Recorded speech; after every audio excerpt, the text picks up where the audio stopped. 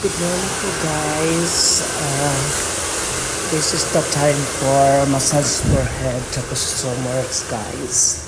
Yan, massage ko po siya para ma-satisfied po siya. At now, massage pa more. Hindi ko na po pinakita ang pag-apply ng treatment sa kanyang hair. Tapos ayan, minasage ko po siya guys. Tapos, abang nagnunood siya ng Netflix movie, ako naman ay palingon ng lingon sa kabila. Tapos, nilagay ko po siya ng nose strip sa kanyang ilong para matanggal po yung mga whiteheads. Kaya guys, subscribe my Reels for today review.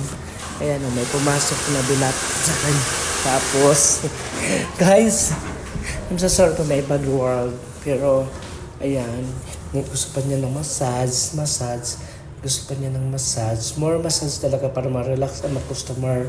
Kaya guys, kailangan niyo po alagaan mga customer para pabalik-balik po sila sa salon.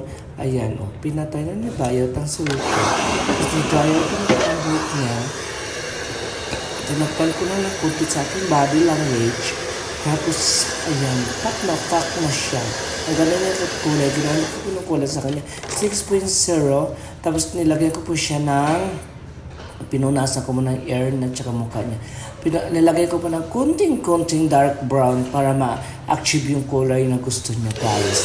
Kaya hindi ko na po pinakita yung paano mag-apply ng kulay at tsaka yung nagupit ako sa side. O diba? Ang balakang ni bakla. Kitang-kita ang balakang! Yan! Blower pa more para maganda. Guys, kailangan natin alagaan. Gusto na, paulit na ako sa sinabi ko, pero this is the time for caring the customer guys. Mga ka-OFW po dyan, kung gusto nyo po magpagawa at magpagupit, punta lang po dito sa Dito Jen's Salon, Medina Mall, second level. Hanapin nyo lang po ako or si Rizwan or si Mustafa or Imad. Guys, para maganda po ang iyong hair at pumunta na po ulit. Tapos minasage ko muna konti ang kanyang back para ma-relax po siya konti. Siguro mga 10 minutes ko po yung minasage para mawala yung mga pangangalay-ngalay sa kanyang shoulder.